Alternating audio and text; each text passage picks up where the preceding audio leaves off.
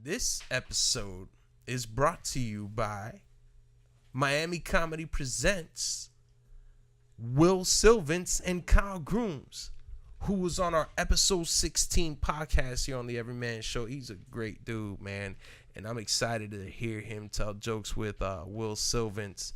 Brickell Comedy Nights is the name of the show at the Craftsman's in Brickell, July 11th. People, you want to buy tickets, go on our website, everymanpodcastshow.com. Tickets start from $25 to $40 VIP, which, again, that is for the baller section. If you want to impress a girl and you found that Tinder match, you wanted to show her you got money from all those pictures you took behind those yachts, you pay for the VIP. You don't pay for the 25. But go on our website, everymanpodcastshow.com, to find it. Let's get on with the show, people. Slide off in your DM. Yeah, I like that. Slide up in my DM. You know, when I first started, I was confused which one was DM. I thought DM was like the version of Instagram when you get messages. I just know nobody sliding in your DM saying that shit like that. Yeah? Is DM for Instagram or is that for everything? That's for everything. That's for everything? You can slide in anybody. On Facebook, there'd be PM. There's too many like initials before the M. Why can't we just stay with like one version so we can all... Message me. Yeah, Text me, motherfucker. I use iMessage. However you want to, I'm gonna get it. You know? All right, people. This is the Everyman Show, the continuation of episode 24. I am your host, John Everyman. Sitting here with me is my partner in crime. Still, I will say it, Mr. Goodnight. And I've been corrected, so it's Mr. Goodnight. My fearless producer, Noodles, who's working that board over there, burning the midnight oil over here, and ruining my life, is Walter. Go fuck yourself. Batman, our social media producer, sitting here, and we were talking earlier, and he's already instantly a new family member here. Seabass, our video editor and sound editor, he's now a part of the show, and he qualified for that. Did he pass that interview, by the way? Did he do good? First off, I just want to talk about that partner in crime shit. You can knock off that crime. I'm sometimes your partner. But you're my partner. Nah, not even. That sounds a little weird too. I'm just somebody on this motherfucking podcast. You're my essay? I'm just here. Compadre? None of that shit. Amigo? Cabron. Even Los Migos got Migos. You're a cabron. Okay. Well, that sounds like we got something there tied to the hip. And, man, we thought we wasn't going to happen. And I mentioned it earlier when we were doing the other segment of the podcast. And finally, he's here with an interesting story to tell to boot.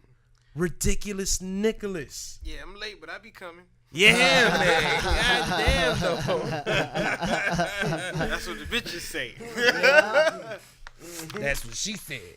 But you know what? Yeah, man, we were going along with the show, and I know we've been staying in communication all day and pretty much through the whole week about you coming over. And I know you, man, and you're the type that if you say something, you're gonna make it happen. You know what I mean? Rain, hail, sleet, snow. Yeah, exactly. Like I've known it. I've seen you do it. So when I heard that, I said, okay, we'll get the show rolling. We wanted to introduce Seabass to the show and go through something. So I said, good, we could put it together. But I saw time was ticking, and I seen we were damn near running out of chicken wings and weed and alcohol and all types of shit in here. We were almost running out of conversation. So I was like, wait a minute. What happened to my boy here? Ridiculous, man. Explain to us. Okay. What happened? First off, I got double booked by accident. I completely forgot about these people. But then they called me an asshole because I forgot about them before. Okay, So I would have never peep. said you were an asshole. I would have probably been You like, know. man, he fucked up. So I had to, bam, show my face. I had to do 7 minutes. In and out, no problem. Only thing is, I was in downtown Miami. Right. Fucked up traffic, fucked up parking, fucked up everything. So I'm literally walking off stage and I'm like, yo, my GPS says 45 minutes. I'm walking to my car. I'm going to my car and I get off. I'm going through the little turn place and I don't know if I want to say it on the radio. Man, you good. Don't worry about it. Listen, man, we got a special crowd out here. Listen, most of our... We ain't no snitches on here. Yeah, no one's going to snitch in here, and most of our friends are from California, and everything's practically legal out there nowadays. You're in the same place. But yes, okay. So what happened here? You got pulled over. Yeah, I got pulled over. I had to speak with the law enforcement about some things. They that caught I you had with. They caught in you the with vehicle. like they must have smelled the presence of wacky tobacco. Cigar weed. It was it ain't wacky, okay? Listen. Daddy's special cigarette. My shit fight back. Listen. So okay. Nah, so, man, I'm thankful as hell because I usually keep my shit in piles, and I had a little bit out. That's like my little personal thing. Mm-hmm. And the cop was just like, yeah, man, be honest with me, man. It smells like weed in here. Do you have weed on you? I'm like, okay, yeah, I do. You know, I pulled out the littlest jar I had on me with weed in. I'm like, this is what I have. I just finished smoking a blunt, man. Listen, I'm a comedian, bro. Look, I be at the improv. Like, pulled out my Instagram and all. I'm like, yeah, I'm just trying to make it to this podcast, man. And all we're gonna do is talk nonsense. He's like, all right. He literally took the weed, dumped it out in front of me, still gave me a ticket. I kind of want to go back for some of the weed. Yeah, like, you had to circle back. That flow weed be some of the best weed. No. Knock off with little rocks and shit, you know. I just had to get this shit back, player. Oh man. But nah, he gave me $100 How did you fine. feel? Let me ask you. How did you feel when you saw him pouring the weed out to the floor? Was it breaking your heart at the moment? No, because I still had 2 ounces in my glove compartment. I told Oh my God. the little thing. Yeah, hey. So I'm just, sorry, officer. You know, my bad. Here you go. No search. Man. You know, Yeah. I do it. But quickly you just say, hey, I'm a comedian, man. I just tell jokes. And I knew he was lazy. He was a black cop. Niggas ain't going above and beyond. But he must have been one of those cool cops then. He must have He looked just like, ain't yeah. Yeah? And I don't think they make cool cops. Well, I mean, if I mean, Mr. Goodnight always advises me not to say it since it's gone place, but I've been able to smoke with certain people that belong in certain parts of the government that I scratch my head and I say, are you sure you should be smoking drugs? But Like, nah, or at let least me being near even tell you? you why I even feel comfortable smoking weed. Like I used to live in Colorado. Oh, And I was doing comedy out there, and Sure. like I did construction and shit in the daytime, like carpentry. And I was working for these judges. I don't want to say these people's names, but there's a husband judge and a wife judge. There's probably only like 3 of them in Colorado that's married. You know what I mean? Together in the same home, both of them judges, so you can look Right. them up easy. But right. But now I'm literally doing their home, and I get to that basement. It's like a garage basement type thing, and they have this big red 8-foot bong like in their home, and I'm like, these are judges, like the people who are making the laws and enforcing the laws, and these dudes is getting ripped. Like, man, Yeah. husband, they had a little son, the son coming home from after school. Hey, bro, you guys want to smoke? Like, I'm like, yo, like my parents were to this day, like. Let me ask you a question. Was this then when you lived in Colorado? Was it before the laws were? It was before it was legal, but you needed to have that medical card at the time when I lived there. Now it's just recreational. Smoking Right. only. So you were there during the times that you needed the medical card to purchase, and I don't understand the medical one. I see a lot of people nowadays. Now it's becoming a little more frequent out here in Florida, which we do need it to get to the point of recreational. We need to see more people get these medical licenses to smoke. But that's the only thing I can see from it. But There's a downside though, bro. You know, like this, you get your medical card, you can't get a gun. really, Yeah, you can't So have you a license. I to smoke carry. more joints than I shoot bullets, so I'm not mad. You say that, but what if someone trying to steal your weed? You just they ran off with my weed. cut you. They ran off with It's my a weed. You think I'm wrap. gonna lose my life over some weed? hey man, I mean, but depends on the listen, strand. but listen, hey, but the roles could be backwards. What if that person's got a medical card too, and now both of you gotta like knife fight it out? Like y'all pull out I'm your not little Puerto knives Rican. and I'm not fight? good with knives. I can't do that. It looked like a scene of West Side Story, like Yeah, y'all it's just that- dancing it's a around lot trying to of poke dumb each shit. other. Like, if you have a medical marijuana card and you're caught smoking and driving, they can give you a DUI because you adhere to the rules. Well, see, of I was gonna smoking. get to that though. If you regularly smoking and you just got weed and you don't have a Western, ain't proud to know about that laws. I don't hear. But the that medical shit. weed they're It's giving not- you with that card is just edibles, the vape oils, but not the actual like marijuana plant. They're not giving you the plant. They're giving you everything else. But and I understand from what I get that it doesn't get you high. It gets you like one of those body relaxation highs, not that mental state of mind high that we all like take. Why you looking at me with a weird face? Nah, I'm just saying. It's like You don't understand it, right? Nah, it's just bullshit. I never smoked. But So you wouldn't bother. I mean, you don't need anything like that. Nah, I just think it's bullshit. It's like, okay, we're gonna, you know. Are you for or against it with this marijuana laws that are getting? Y'all can get high as fuck y'all want, man. Yeah. To the sky until you die. That's how I look at it. Get high, man. Do your thing. What's long your as it medicine make then? you happy though. Long as it make What you helps? What helps you cope with like anxiety or pains or anything? What do you do to rely on? You sound like a fucking doctor or something. Like, man, I don't know. Whatever. For real.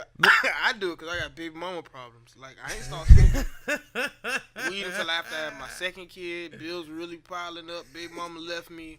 I ain't know what to do, and it was just. I'm not gonna let lie, me get man. away from this shit. I'm with you on it. I've only been married once though, and I only had one kid. But Never in been the married. early You on fucked years up. though, yeah, I and I did it backwards too. I knew that bitch wasn't right. It was like, pussy's good. I slipped a few times, but I wasn't gonna marry her. See, that's what Wait a happens. minute. I think that's what happens when he got too high. Yeah. He got the wrong motherfucker. That's what happened. That's what kept me around. I think the weed, instead of helping me cope with like the arguments, it just helped me like say forget it, and then I got through the bad days till the next good day, and that's what prolonged the relationship. When I stopped kind of smoking weed as frequent, I noticed that there was more problems to be had than the good ones. So I'm like, I gotta go. But yeah, I think weed sometimes helps a marriage, but it could hurt you too. I mean, again, if you get past those good days and you just keep extending the shit, you'll end up 5 years in there and you'll be like, you know what, this shit But is don't really have bad. shit, man. Find somebody that y'all can really just get along with. Weed or no weed, whatever the case is. Like, Are you married now again? Or No, I'm engaged right now. I'm trying You're to get engaged. married. You engaged? Congratulations, Congrats. man. Congrats. Met my girl on stage. You met your girl on Hey, stage. girl, you fine as hell. You got a man? And I was You like, asked her out right there while you were performing? Not like, nah, bro, that's weird. I was like, her number. Why not, man? That's game. Shit, I gotta Hey, that's tell you, game, goddamn. man. Like, You I'm be gonna like, make hey, her my girl. girlfriend off the rip. She could have been crazy. You know what? I'm gonna try that out next time That's I'm on his stage. problem. That's how he got his You know? first wife. Hey, that's how I go on stage now. From going on here, I'll be like, yeah, girl, if you was tender, I'd swipe right on you. Yeah. I know you love that shit. So okay, Trying you to be met like her. John. You met her at a show He said he then. gonna be like you. Hey, listen.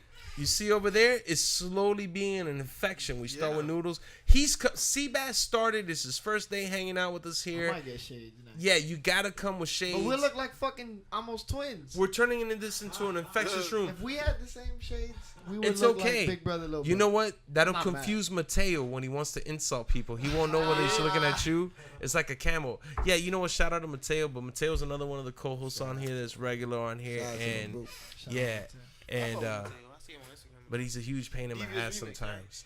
Huh? Devious remix. Yes. Just He's say it. he definitely is, man. That's how you gotta double check people. You gotta say their Instagram. Yeah. Yeah, that's the same. Yeah, that's him. Underscore, right? Underscore. Yeah. That's him. That's him. Oh man, so ridiculous, man. I wanted to ask you so many questions, and I hope we can get to a couple of them. First things first, man. I don't gotta go home, bro. My girl know I'm straight, bro. Yeah, you're in a room full of guys, I and owe they're y'all all time, like dog. completely like sad and tired. So you ain't gonna have no Wake chance up! of no women in here. Whoa. Let me ask you, man. When I first met you, we've known each other for a little while now. I met you in the improv. You were a cool dude, just off rip. But one of the things when I first seen you know when you see somebody, you get that first quick impression. I was like, when I first seen, I said, "Yo, what's up with the handcuffs?" Oh, yeah. I forgot. Every time I would see you for a good while, I seen you with handcuffs. Are you still doing the handcuffs thing? I do it from time to time, but it's just before I go on stage and other lookers like bookers and promoters, like it's negative towards them. They'll look at it as something down, like, oh, why is he wearing handcuffs? And it's always this big thing. But it was something personal to me. Like the way I grew up, everybody is fucking dead. Everybody in jail. Everybody just doing nonsense. And I'm like, I was right with the nonsense. Like right now, if I wanted to go get some money, I could make some phone calls and man, put me in. But the whole thing was, I can stick with this comedy shit and I won't have to wear these handcuffs. Right. You know what I mean? Keep these on, stick with that microphone. So that And it kind was of just gave you like a personal to little me. symbolic reminder of I like never life. talked about it on stage. I never addressed it. I never told a joke about it. I never. You just wore it and forward. no That's matter me, what, you know? just had no Keep explanation going, for it. stay You just did what focused, you had to don't do do. no fuck shit. Yeah. Cause this days broke, niggas broke, hungry. Like, Oh yes, they are. I wasn't always get Gucci down and shit. It wasn't all like. Hey, It it took a wasn't lot, always but, like rainbows. Like for some people out, you know, some of us got to start from the bottom and eat the dirt and taste the dirt before we get the taste of life. You could have said anything else but the rainbow shit, but it's cool, man. We just Some wanna let you people are slide. born like that, man. Yeah. They just see life in a different way. You Like should have said treasure, man. using Fuck a that metaphor. rainbow, though. But, yeah. But the handcuffs. Do you prefer to go on stage with it or without it? now without it, because I feel like I'm on a whole different path. I used to go even by the stage name, Ridiculous, but now I just go by Nick, man, because it's like You going under Nick now? I'm not playing. Everybody Ridiculous. The first thing you want to do is laugh. Oh, tell me a joke. I'm not trying to tell you no joke, bro. I'm trying to tell jokes on stage. I'm trying to sell these jokes. Like, it's Ain't not nothing ridiculous funny no about more. it, yeah. Nah, I hate when people come and see. Oh, Yeah, tell and me all a this joke. extra- Get the fuck out of here, man. No, You I- tell me a joke, Yeah. and then not only that, Imagine that. You go to their job. they be like, "Oh, tell me a joke," and then you don't say nothing. They like, "Let me tell you a joke," Yeah. and they say it, and then you like, "That shit ain't really that funny." But next time it's an open mic, dog. I got you. I'm gonna hit you up so you can tell that same joke you just told me on fucking stage, man. Everybody know your shit trash. And you Yeah, understand yeah. Not to tell people these damn jokes. Yeah, man. But yeah, man. I mean, I could definitely feel that, man. I mean, sometimes when we're trying to go in different directions, sometimes you feel like changing the name is something that goes along with the process. But I mean, I still, I still like the name, just as far as me personally, because that's just really how I think. Like fucking how Batman called himself Batman. It's in my head. I call myself ridiculous. I wake up like, really, what we doing today, dog? Like we gotta get this money, like, So it's still personal to me. It'll always be, You switch something to want me. man. But just right now is me meeting people out Right. the gate. Like it's time for that first impression. No, you see a grown ass 30-year-old man that's trying to make some moves rather than some cartoon character that's well, over I'm not here gonna lie. funny. I mean, if you go around this room and I had to mention everyone that's in here, look, I'll start from all the way from that way, getting back to you. Batman, Walter, Noodles, Seabass, Mr. Goodnight with 2 T's, John Everyman, and we'll keep with Nick. No one in here has a government name flowing in the room. I got personal issues, man. I can't even be using my government. I name feel like that sometimes I gotta separate my mind state from being John Everyman to being not John Everyman. Yeah. You know what I mean? But then that's what I think even writing jokes is. It's just an explanation of it's a serious ass explanation, and then the craziest idea that you have about that same thing. And there's those two ideas competing with each other. And Exactly. if you can paint that picture to the audience and see where you're coming from on both of them, that's where you get your joke. Like, I don't even know how to explain that. It's life. It's an experience of life and your interpretation on it. I try to tell people as many times, a comedian thinks very differently. We wake up every day and we see something happen, and we don't interpret it like the plain individual that just wakes up and interprets that situation. Someone so-called busted their normal. ass, and they be like, "Oh my God, they're hurt." We'll see someone bust ass. Like, you saw how they were flapping their arms up like this. Yeah, And we think have to look at life that way because Yeah. man, we been through some crazy ass shit. Yeah. Like That's a lot true. of my jokes, bro, I talk about my kids like crazy, Timmy, all these extra jokes, but they coming from real ass places, dog. Y'all people don't actually think, yo, this nigga talks about being a part-time dad, not being with his kids, and they laughing. I'm sad as fuck. I'm angry. I'm depressed about the shit, and everybody's always joking. Ha ha ha! So funny. You have to pay this much for your kids when I'm talking about child support. It's real. It's Man. You out there fucked up. The car Shit, broke down you in know the what I path. mean? Oh, boy, tell me a joke, bitch. I'm fucked up right in You the know? corner. I need you to give me a lift in the goddamn gas station. I promise you right now, while you were saying that, I should have looked up at the room and seen who were the rest of the guys in here laughing and stop laughing. Like, oh shit, That child kid shit support. real. That shit real, man. CP is Man, real. child support for me was a rough ass experience. My baby moms felt empowered. I think sometimes she didn't care about her getting the money. I think she felt like she was like drunk power. I think some of them get like drunk off the power of knowing they control you in that way. That here in Miami-Dade, if you're behind on your child support, all they gotta do is the enforcement. You call the enforcement department and you say, "Hey, my baby daddy owes me money." Sometimes they call them and they say, "Hey, your son's father owes money. Do you want us to pick him up?" If that woman's pissed at you that day and she says, "Yep," they are picking your ass up from wherever the hell you are. And that's crazy. Mine ain't really that bad. We went to Yeah. Crucial right there. Like, damn. we went to mediation and we worked it out amongst ourselves. You know what I mean? Yeah. She still got to go through a whole bunch. You know what I mean? She need a lawyer. She can't afford it. We ain't going back and forth, man. Unless somebody want to do something. It was a thought. Yeah. Pro bono. Kill the man. comedian. Yeah. Like, Oh man, but you nah. have a good relationship with the. now we do. Yeah? It took a while. A lot of fuck shit, a lot of bullshit. But now we cool. It always happens like that. Yeah. I feel like that happens to me right now. I go through a lot of bullshit with my baby moms, or at least when we first had our separation, and even in the early years of being together, it was just a complete struggle. But now in our later years, and watching that our son is old and we don't have to be that 24/7, And like that's we what know he's a takes- little bit yeah. grown, things have eased up to a point. It feels different, man, and you feel like you're back to not that point where y'all were originally when you first liked each other, but you're to a point that, you know what, I respect you for the moment. You know what I mean? Yeah, and they got to, cause she does her shit. Like my kids get to school on time. They got lunch. They get picked up on time. And they doing good in school. Like their mom doing something good, you know. So I'm not, 100% complaining or always yelling at her. Like she doing her job. So like even in my jokes, like I still tell jokes about the situation, but Right. I'm never downing her. I'm never, I hate that bitch. You'll never hear that out of my mouth. You'll never hear, 100% respect for her. right, you doing don't a good insult job, her. doing You things, know, yeah. Yeah, I've do heard got you do kids, some though, you know what I'm jokes. saying? He do got kids with it, so you don't want your kids thinking like I that. remember Yeah. You gotta respect them. one of the first couple of sets I seen you do out there. I saw you at the Improv up there in Hollywood. I saw you do a joke with your son, and when you did that joke, it just stopped me, and I lost it, man. You were talking about your son working with his homework. Mm-hmm. That joke had me going, man. How many kids do you have? You got like just one? No, I or got 2 kids. You a got two? daughter. Yeah, I got a daughter and I got a son. Oh, really? How was your Father's Day, man? Happy late Dope as Father's fuck. Day. Yeah, happy Father's Day, man. Dope as fuck, man. My family take care of me. I'm doing good with my kids. They happy. How old are They your show me kids? love. My daughter's 11. She just turned 11. And my son's 7.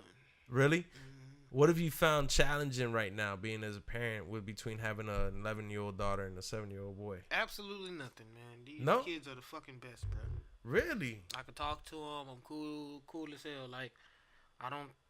The way I talk normal to them. I don't really talk like a parent, like should.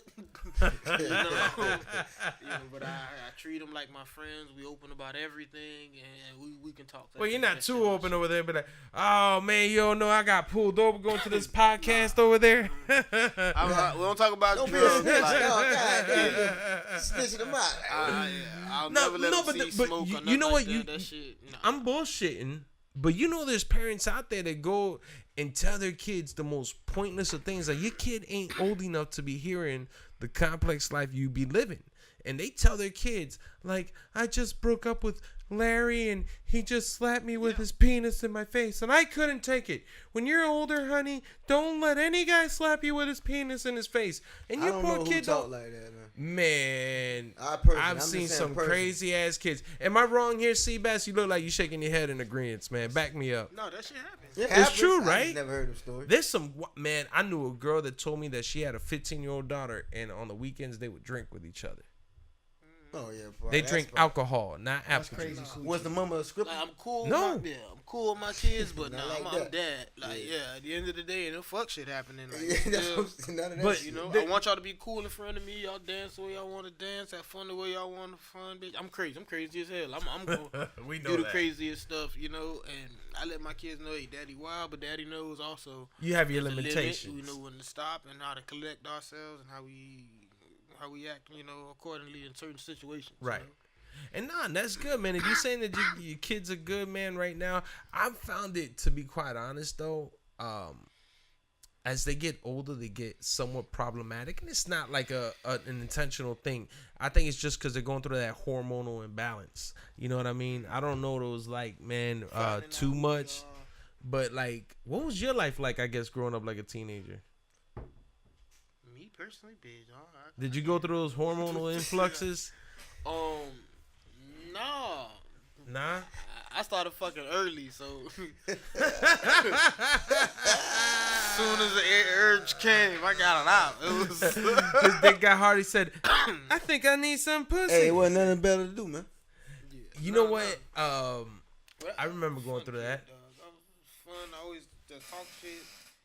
I was good in class. School Yeah, work you was always good got like done. that? But yeah, I just always talk shit. Even in class, like I have the teacher drift off, and that was kind of like my goal for the day. Was to, if she's talking about something, she's lecturing about something, would be to debate her and to get her to go off topic and waste motherfucking time.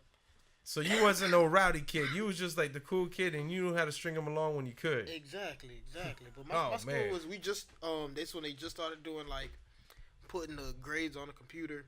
Nah, I said I got good grades. I didn't say I did all my work. They was just putting the grades in the computer systems, and a lot Right. of teachers didn't know how to work the damn computer. So they literally have a kid, hey, I need you to enter all the grades and stuff like that. So I'll change all my goddamn grades. Sometimes I wouldn't even do the damn work. Really? I knew You could I did hack the into grades. the damn computer? No, it wasn't hacking. The bitch didn't know what to do. She signed in, sat me down in front of the computer, had me putting in grades. Shit, I Man. was sitting there, hey, you need a beat?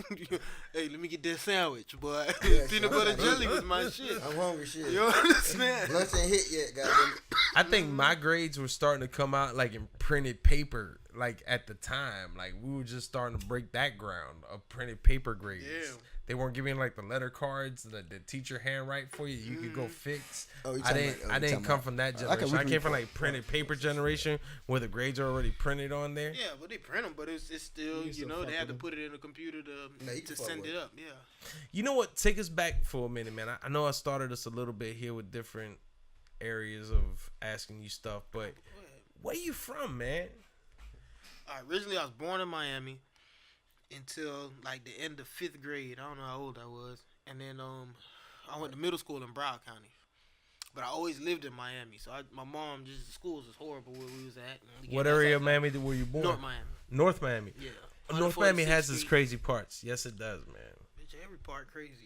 Nah, there's some nice houses in North Miami. You ride by, you be like, But damn. then you go across the street. Exactly. You can't cross one street. There's a nice little area where it's like a bunch of Jewish people by like 10th Ave and stuff like. But besides that, Isn't that It's a zoo. area called Little Haiti? nah. Well, it's the new Little Haiti. That's Is that what that many is? Haitians, It gotta be, yeah. live there. Miami. Like, yeah, and I'm Haitian. You're Haitian? Oh man, did you ever go to the restaurant over there in North Miami called Chef Creole? Am I saying that right? My grandma just passed away. Chef stay across the street from her, so like I got a real cool personal relationship with him. You're cool dude. Oh, you know the owner of Chef Creole? Yeah. Oh man, I love this stuff. Walter many years ago took us over to that restaurant. Yeah, man. It's Yeah, cool. sorry to Thank hear you. that. Yeah, man. Yeah. Cool ass lady. She was the one who really like raised me. Like after elementary school, she was the one who always picked me up from school and shit like that. Made sure I stayed out of nonsense, away from the fucking kids that was around my way. Okay. But yeah, cool. So ass you moved. You said you moved to Broward at some point as you got a little older. shit. I lived in Dade, finished high school, moved to Colorado, and then when I came back, I moved to Broward. Like that's where I lived. Okay, so you had like a brief stint in Colorado then. Yeah, yeah. So where have you found it ideal? I guess what was your best moments? Was it Miami, Colorado, or Broward? Shit. My best moments is now, man. So I guess Broward. Broward? What area of Broward are you in? Coral Springs area. Coral Spring. That's a nice area, man. I go up there from time to time to do some business, and I like the area. It's really back up there, man, like in the northwest pockets of Broward County. What do you think of that area in comparison to all the other ones? What makes it better for you?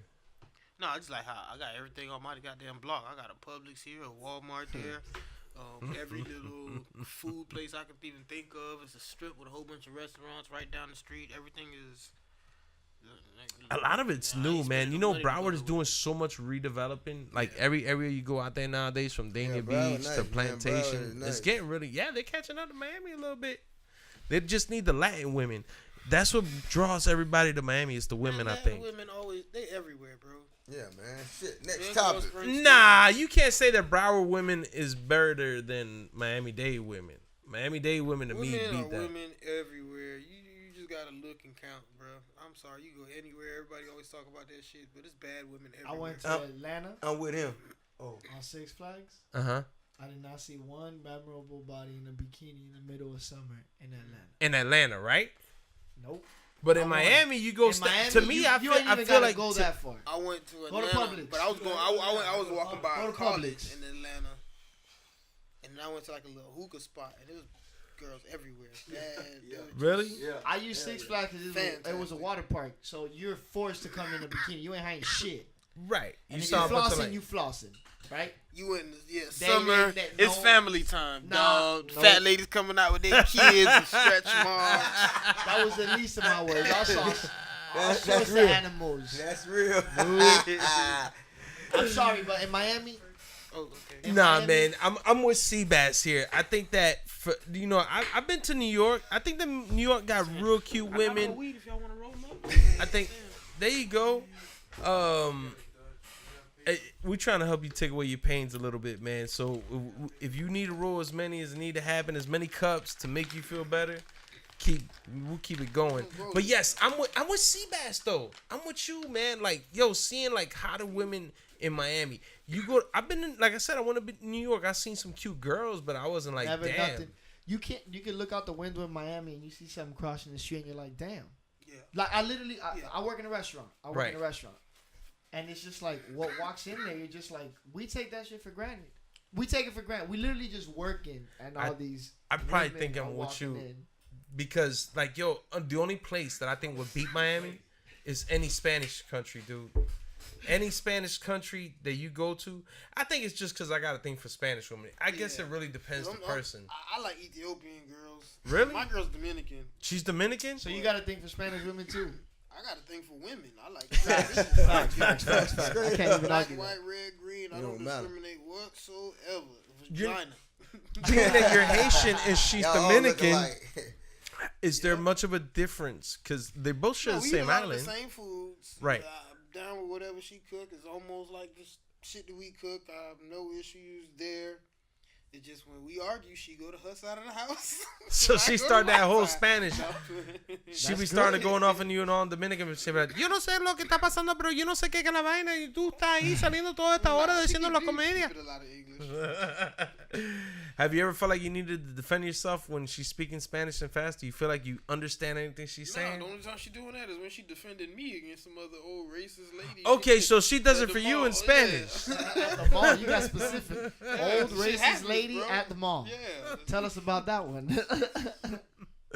So tell us a little bit, man. What is it like for you being with your fiance now and doing it for, I guess, you said it's the second time for you? Well, Getting married again? No, I never got married. Okay, well, this is your first time getting married then? Yeah. What do you feel like it's going to be like for you? Dope as fuck, man. We got a cool ass relationship. Again, like my first relationship, I met this girl in school, and it was more like, bro, I'm covered up. I had to be sheltered all the time. I had to be the schoolboy. You know what I mean? Good character. Da da da da. She saw that. Now I'm ridiculous, man. I'm getting on stage. I'm acting stupid. I'm da da da da. That's a whole nother person, and like for you to take that in, it's like, yo, that's not what the fuck I signed up for when we was in school and da da da da. Right. So I changed as a person, but this girl, she met me as my happiest moments after getting over that breakup shit and just being happy doing stand up, fixing myself. You know what I mean? Right. So like when I met her, I didn't have to change nothing. I didn't have to hide nothing. You saw me almost at my worst. Like I can get on stage. Talking Right, about you dick, couldn't pussy, be this, anymore this, who this, you this, are. that. Like yeah, you saw the original me. So this is as worse as it's gonna get. So you know what I mean? I don't be cheating and shit. Like. She's been She's very dirty. supportive then is what you're basically saying. She's supportive all the way around. Like, respect my dreams. And I mean, dog, I'll tell you, I was broke. When I met her, I had like no job, but I was out in the streets doing just like dumb shit. But what happened? I met her and I chilled out. Like we moved in together after like 5 months. Wow. Yeah. And let me tell you, man, But like we spent the first 5 months together on like every that's a fucking serious day. commitment right away, man. 5 months. I was living in Miami. She was living in in Broward. Okay. Yeah, I'm out of it. I'm going to bro. I'm with you. Yeah, and you know what I mean? Nah, she was really crazy. I'm in around that my bitch for house, 2 bro. weeks, for Like, 5 months. I'm like, 2 weeks? You in Broward? Shit, I'm finna come right now tonight. So you found yourself the one. You knew it was the one at that point by the time he asked you to move in with you? I know that we was good together, that we can keep working. But shit, that's how you really still know. Cause damn, I need to make sure this bitch gonna clean up her shit and the house ain't gonna be dirty. That's the more stuff you need to look at. How often is she gonna cook? Like, I don't know, man. Like I tried it Put it on one the show or time. It something. burned you know me. what I mean? Yeah, you gotta really see and man, I'm going to investigate. I want to know what everyday life is. But the thing is, my whole thing is we still act like we just met. Like every day, it's fun as hell.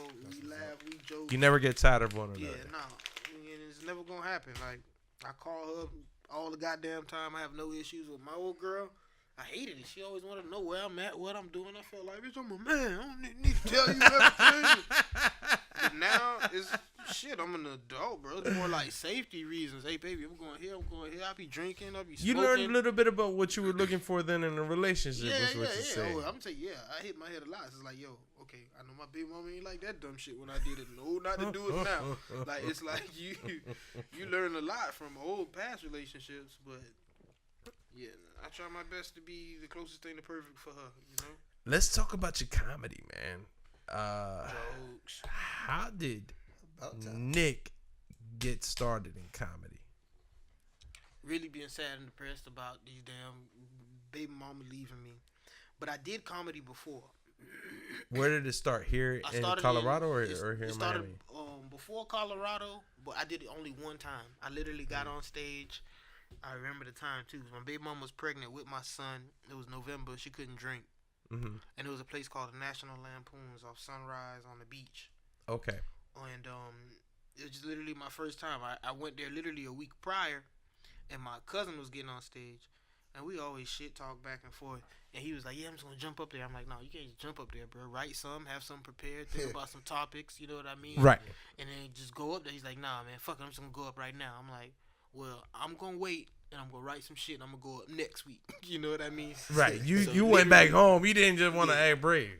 He went on stage, boom, horrible. You know what I mean? It happens. And, It happens. But the thing is, the host made fun of him. Oh man. You know, so it was just like, damn, bro, that was his first time on stage. You killed him. And yeah, but it was more of Get your how do you shit together. say the opposite of urban establishment? Like what's a It was sedity more or of white. Yeah. It just wasn't.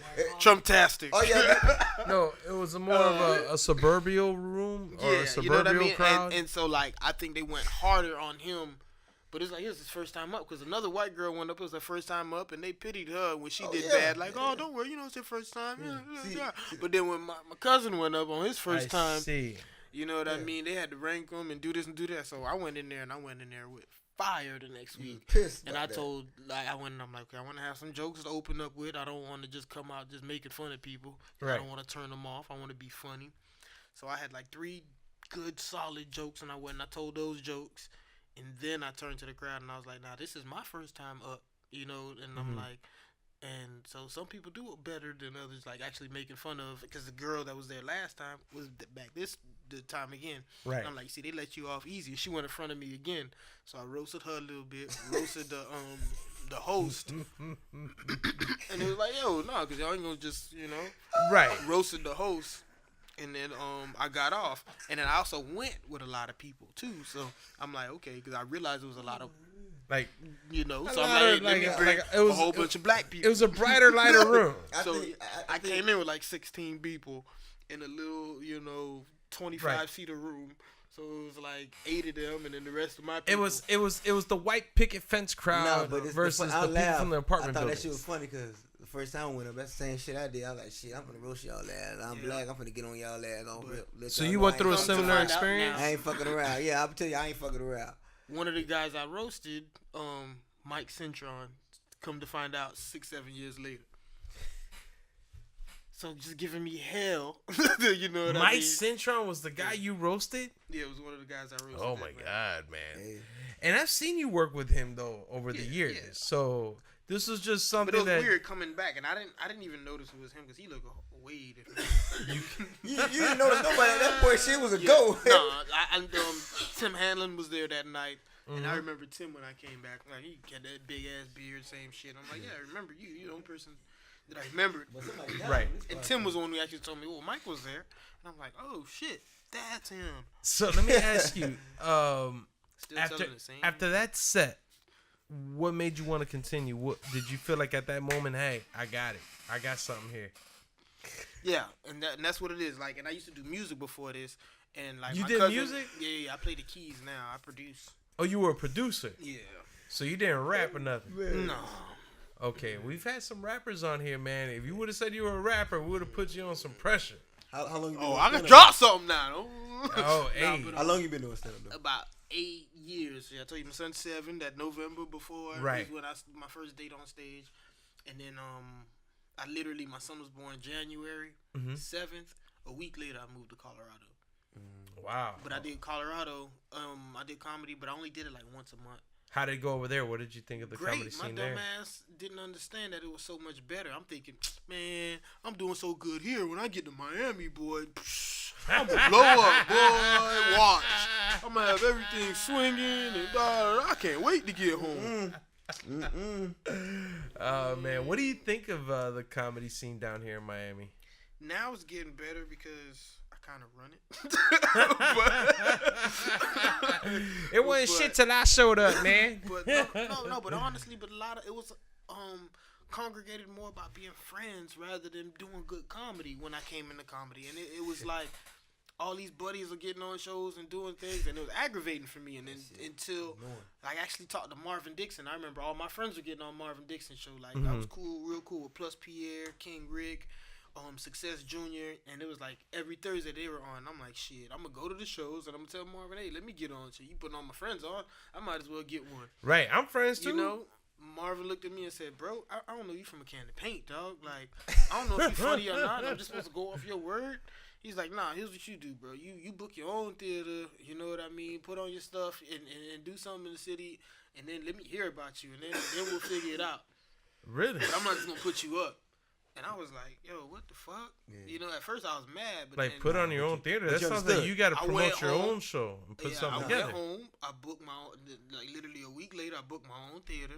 You put did? my own money up, yep. And I put the same boys out that he booked, and when we did a show, we sold the fuck out. Really? I put up $1,100, and we made like $6,700. I was able to pay a camera crew. Where shot was a this, in DVD. Broward or in Miami? In Broward, the In Sunrise Broward? Civic Center.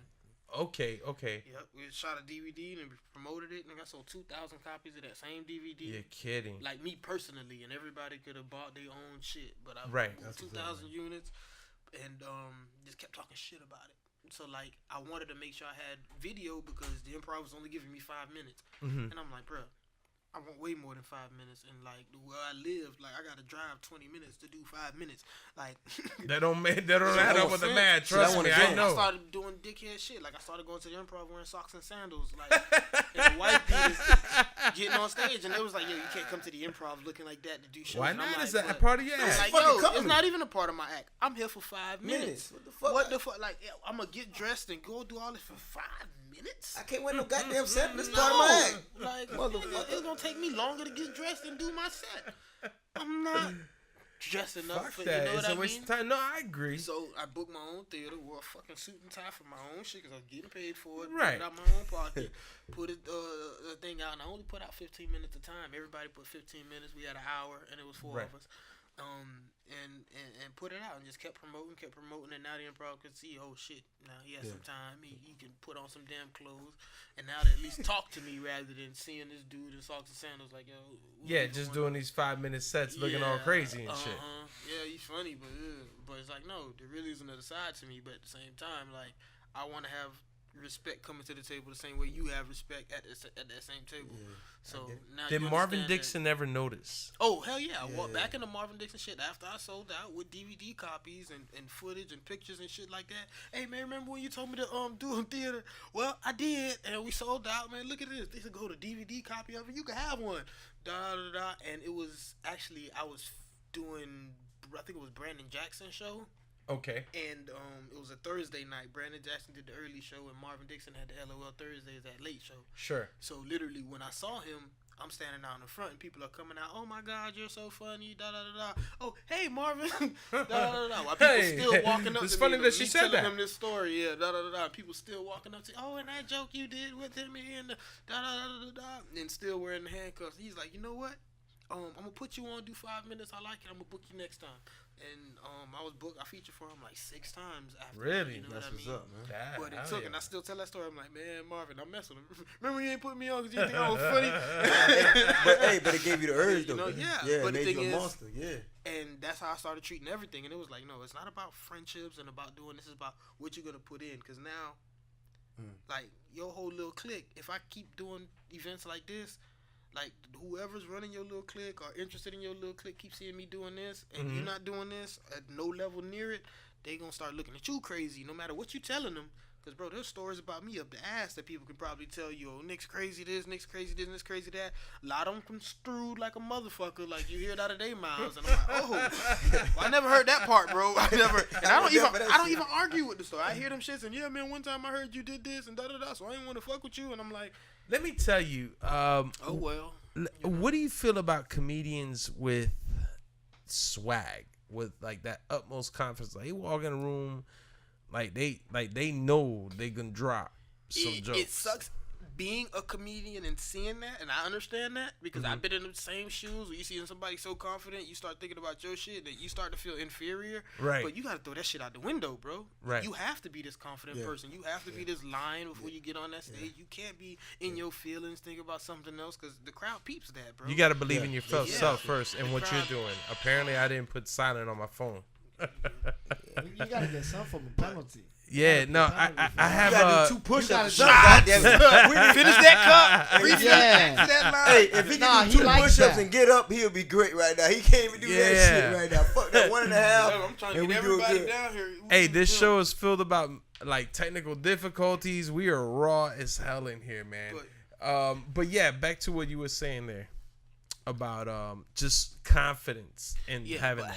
having confidence, bro, that shit push me. Even the little stupid little beefs and the arguments I get into, that makes me better. Like, I would love to do it even in a friendly manner to where I could constantly fuck with people on Facebook, back and forth, make it funny, draw a lot of attention, and we're just the wit about it. You know what I mean? Going back and forth.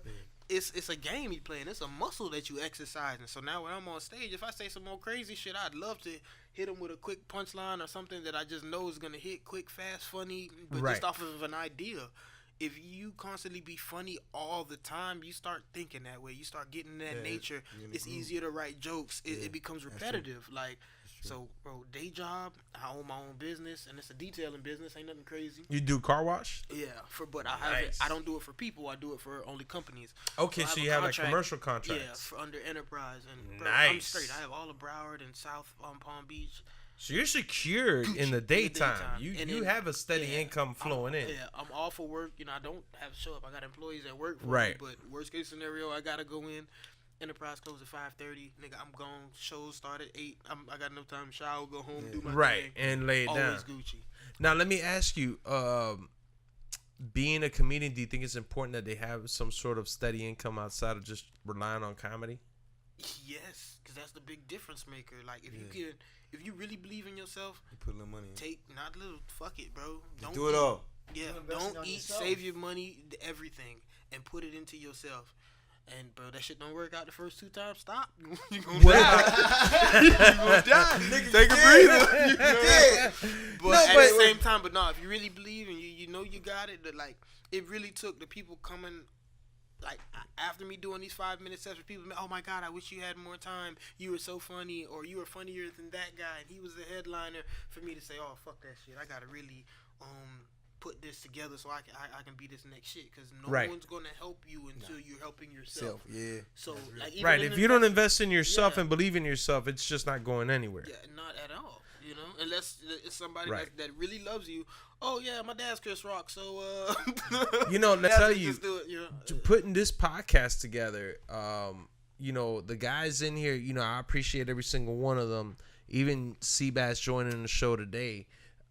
Everyone has been committed since we started, and they all kind of even know, you know, we've discussed it many a times, but I believe in what we've been doing. You know what I mean? I've been fortunate enough to, you know, bring my friends, some of my friends on here like you. I consider you a friend, just coming on here and just joining us on the Man, that show, man putting don't it know you, together. man. But Nah, man, we friends, dog. I did shit for him. He did shit for me. We friends. No, but he does that. Like we had his father for Father's Day, and he was like, one question away from denying that is his dad. Like, he doesn't admit to anything. Nigga, you show.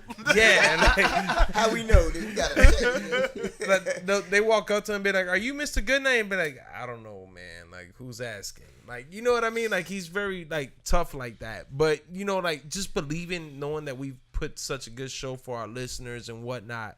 You know, that's what's kept us going and build our listeners little by little, episode by episode, man. And I believe in that level of confidence. But you know, I speaking on it, when I first met you, or when I've seen you project that confidence. You know, just before you get on stage, when you're on there, you show that confidence and that you belong no matter what. From a local practice room to a big stage, you always keep that same energy. I've been with you on both occasions, and but when people talk to you, it's completely different because you're so damn humble and nice. Like, people come up to you and you don't ignore them. You talk to people, man. Because I tried initially.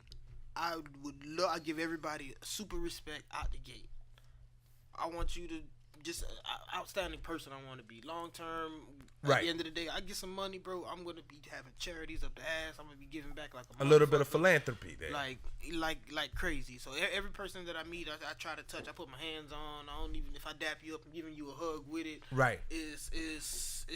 I'm really more hands on with everybody, especially like in the crowd. You know what I mean? You tell me you like my show, hey, thank you, bro. I'm following back. Whatever the case is. Next time I'm giving you free tickets. Is love that I just like to give out. But what was the question? One more time. No, it's just you being so humble when people approach you. You've never given that impression. Like, you know, even with all the success you're having right now and with where you're headed, you don't sit there and be like, you know what? I know I'm man, I ain't got time for people like that. You know what I mean? You deal from like a new comedian walking on there for the first time to like someone appreciating you. Yeah, you can't never ever, like, I would never. I'm always gonna do free shit too. That's one thing, you know what I mean. Like, to give back, it's always. But it kind of brought you where you're at. Yeah, I definitely do have a wall, because people take that shit and they start to take advantage of it when they realize you are so nice. So then that's why you do hear these damn stories about me and this and that. But trust on God, bro. Something that person did, and I was just like, yo, what the fuck? You digging it? And yeah, and I blew up. Like, you're not gonna if you disrespect me a little bit, I'm finna blow the whole shit up. I like this building on fire, bro. Like, you don't even understand. You'll like, cut them off right there. It's the big, it'll be the biggest thing. And have you had a lot of instances like that? Yeah, bro. Like, really? 17-ish. Like, it's a lot. Like, and I can count comments and say names. But it's at the same time, I think when you're passionate like that, you gonna blow up. But the thing is that, like, I'm doing this and I got 2 kids. I chose to do comedy. Like, as a father, is that a good decision? It's not easy. I don't even know if kids. Do your kids tell their other friends, "Hey, my daddy's a comedian"? Sometimes, but I tell them chill out on that, because like, I don't want nobody looking me up and nothing popping off and fucking up for them. You know what I mean? Just chill. Listen, if my son found out, he says, "My dad's doing a podcast," I'm like, "Hey, man, you better shut up, man." You got to. I don't know what you talking about. Not me, John. Everyman is. I'm John, your dad, bro. Wrong dude. Some nights. I be saying the wildest. Nah, my kids go back and hearing that now. Hey, so is this true what you said? Like, nah, I be talking shit to them people. I be lying to a bunch of strangers, man. I don't even know them people, son. Man, let me get with another question here. When you do your comedy, or better yet, because I had a question I want to think about. Like they say, I think Meek Mill said, there's levels to this shit. Mm-hmm. I believe I apply it to every industry you're on. There's levels to this shit. What level do you feel you're on right now? Honestly, bro, with your comedy, at least. There is levels, but then there's also, everything is insignificant, because the way I look at comedy, I'm not looking to get signed or picked up by anybody, or do anything. I'm doing it for me, and on a business aspect also. Like, I'm trying to own everything that I do, and I'm trying to sell individually, like, my own copies. If somebody does come around and the number's great, you know what I mean, then okay, then I'll put my plan on hold for a little bit. Sure enough. But again, that's just still something that's helping my plan, that's gonna end up furthering my plan. Like, comedian says, hey man, feature for me for 2 years. I know I'm on a 5-year plan right now, but if I feature for you for 2 years, I'm gonna meet a whole bunch of people, and then maybe I'll be on a 4-year plan. You might save me a year, then I'm gonna jump with that idea. But until then, bro, I think I understand how to gain followers. I understand how to get people into a building to do a show, and I understand that those people have to spend money, and I can get some of that money. So let me ask you, man, what are some of the biggest rooms you've done then? What are some of the biggest events? I guess. The biggest, I did the biggest shit down here, the James L. Knight Center. Really, that's you the did most- James the L. biggest- Knight Center out here? Yeah, I did it with D. Ray Davis and Ricky Smiley. Wow. Both of them cool as shit. Real good show. Ricky Smiley, man, I haven't seen some of his shows. I used to see him on Comic View like crazy. I listen to sometimes. Is he still doing that morning radio show? I think so. Yeah. I haven't heard it in a long time, but every time I would, man, he be saying some real wild out I shit. doubt if you listen to that shit. I listen to a little bit of it. It's just I can't keep up. You know, sometimes he brings that Alabama hood type of life, like that country life, and I'm like, I can't keep up with country life from Alabama. Ricky Smiley, sometimes he brings out like the Reverend. Like there's certain cultural things that I can't get from not even Spanish I grew people. up going to church, but it was a Catholic church and a whole bunch of white people around. So when he tells his joke, but I've been to black churches and I've seen differences, and so I understand what he's talking about, but again, yeah, that's not my life. So I understand. Exactly. Yeah, you know, like sometimes it goes over my head. Churches are different. White church they clapping, black church they singing. That's right. That is what it is at that point. If I had a choice, I would rather go to a black church because they look Man. more energetic. They look like they're really into it spiritually. I mean, I ain't really like them Christians and like that, but yeah, I have been in a black church. You know, I was raised in one, but that don't make me Christian. But at the same time, yeah, you got a little flavor in it. Man, they do. They just look more like they do a lot of planning. You really too, like into the like religious spirit of it. You know what I mean? I've been to both though. I believe in God at home. I Yeah, just believe in God in general, but yeah, you're a strong believer in it. I believe that. I couldn't be world. I believe anything that's good, man. That's how I look at it. Yeah. Yeah, good. I still believe in the evil, but honestly, the place has a creator. The world worked too good for any one mind to think of it, and it's definitely something more powerful to me. And the only thing more powerful to me can only be Gotta be something, man. Something you can't explain. Yeah, shit, I made. Man, let me ask you a couple things about stand up. I've seen a lot of comedians when they get on stage sometimes use their cell phones to remember jokes. How do you feel about that? When you see other comedians using their cell phone or their notebooks on stage, are you one of those that does that, or you just go straight up and off your head? When you're on stage, it's a profession at that point. Like you have to be doing your job. Like would you go? It's just unprofessional, bro. Does it bother you though to see another comedian whoop out their notebook right while they're talking on there? Honestly, I be outside doing my own thing. Well, yeah, obviously. But when you notice it, when you're sitting there and you're watching a comedian just go straight off their notebook or their cell phone to tell jokes, how come? Like, do you feel like it's funnier to you? Automatically, no, it'll never be funny. It's. I honestly don't even like to write my jokes down until after I've said them on stage. I have to get a feeling, and like people be like, "Hey man, don't you forget your jokes?" Well, if I forgot it, it wasn't funny. I wasn't supposed to. You know, I got to be so hyped up about the joke because that's the only way it's gonna beat my last joke. I'm not trying to get worse. I'm not just gonna throw out any jokes. But it's like when I say some shit and I'm just in the car by myself and I'm laughing to myself. Oh, this is the one that I gotta. I've done that a couple times, man. There's been some jokes that I've written that I've just bust out laughing, and I'm like, if I'm busting my ass out laughing, then I'm hard to make laugh. Yeah, for me, it's hard to sit there and write a joke and then write what I'm gonna do on stage. Right. I go by how I feel. Like if I say a joke and everybody rock it to it, I'm just gonna try to stick to that type of same type of shit. What do you feel, Seabass? I just got him so He like quiet. a spectator in this Yeah. motherfucker. Nah, I want to be the fly in the room. But what do you feel about that, man? Reiterate the question. I forgot what the beginning. How do you feel about comedians using their using notebooks their phone. and cell phones on stage? Man, I'm not gonna lie. I did this last night. I used my phone. I kind of used it as like a. No. I use it. I'm not gonna front. I rarely use it. I shame upon it. I'm gonna be the first one. What to made say you feel like you needed to use your phone? It was Taurus.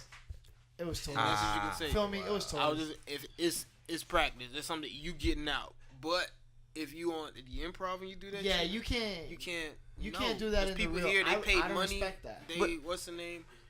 But at the same time, I feel like if you pull out your phone, it's cool. Like you say, open mic, something like that. You trying to do jokes, but I can't do it. I'm just not the one. I don't. When you're reading, you're a different person. Nobody on the planet There's can authenticity read and be this. exactly. I can't You do need it. that authenticity. You get on stage. The first thing I imagine is these people are my friends. Right. There's no hello. I don't even say hello. I jump into my first joke because it's like I pretend as if I've been sitting here with you all day. You just told me your story. I'm gonna tell you mine. And I told you mine. Oh, Bob, and I hated the way she dressed today, and dinner sucked at work, but I'm home now. And oh shit, I just moved out my mom's house, bitch. Man, she used to yell at me all the time. As soon as I jump on stage, I need to tell jokes. I came here to tell jokes, and that's what we're getting into. Hello, especially if there's other comedians. Right. How many people said, "Hey, Hard Rock, what's going on?" Or how y'all doing, Fort Lauderdale? Or Miami, what's going on? 10, 15 people didn't said that. If you especially open mic, you just got to go straight to the joke. Yeah. You can't sit there and say hello to the crowd and as they say, pander to the crowd. No, too I much. don't. And the crowd came to listen. So now you put them. If you say hello, they're not even to listen. They're ready to respond to something. And it's like they can throw something at you, say something crazy. Da da da da. The first thing you not fucking up is my opener. Exactly. Definitely never. You know. You just got to go straight hard, I think, sometimes with your opener. I feel my opener, when I set them up versus my closer, they got to be just as strong, man. Like, because that's what really dictates the rest of your set. Yeah, you know, just everything open in up, just between say, you can if play with. What type of people in there? I just say that shit. Hold on. This is my question. How many times you piggyback off what the previous comedian or maybe the host have said, and you transition with that? How many times do you do that? You know, you do. It depends if just that So shit hits that's me like at a that norm, moment. though. If it's something, yeah. If it's But I hot would and you got definitely, something to go off of. And I you love blow doing that. that too. Yeah, I'm Okay. fucking with the host or fucking with something in the audience. Like Right, the last time at the Improv, I can tell you, I picked my music. They called me on the phone. Hey, what music do you want? Give me that DJ Esco, Future. Check. You know, I like that song personally. Right. Okay. I get to the Improv, it's nothing but white people there, and I'm like, oh, and older white people, you know. So instead of whatever I was gonna say first, it's like the music start playing. I come on stage, I cut the music quick. I make a face like, you know, This ain't what I cutting the wanted, music, and yeah. I'm like, listen, man. They did let me pick the song, but You know, I it'd be knew funny. it was all these white people here. I did that shit. I would have picked something else. You know what'd And been I funny? name any old song or whatever the case is, and they die laughing no matter what title it is. Right. You know. It would have been funny if a white old person would have been like, "Hey, put that back." You know? I just fucked a couple hoes on that. She gonna have to run that shit back. Ain't play that shit again, man. Shit, he knows something. Yo, you got any like pregame rituals like before you go on stage? Yes, good question. I was gonna ask that. Two of these, My two bad. of these. Do you, That's but it? do you feel like you need to listen?